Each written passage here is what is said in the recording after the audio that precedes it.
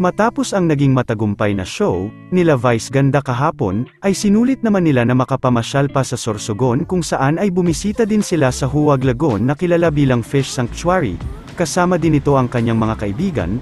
Samantala, muli din na nakatanggap ng parangal si Vice sa 20th Gawad Tanglao para sa sining at kultura.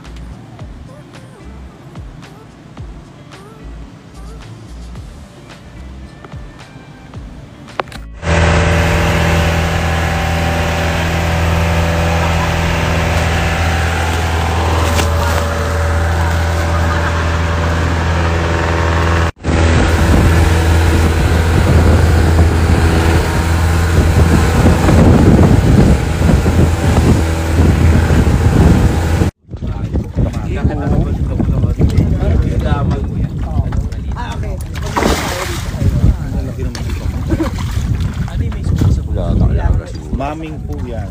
Bawal ulitin. Nakawala ng araw isa niyan.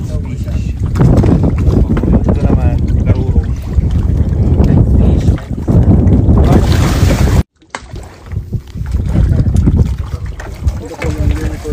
Unicorn. Ah, okay. Saan? Yun. Yung parang may ganun.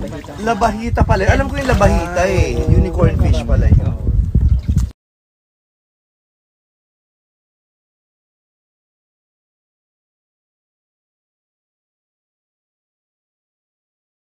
Di nyo maago pag kami nag-iingay. Yung sabi ko downtown, kinaladkadang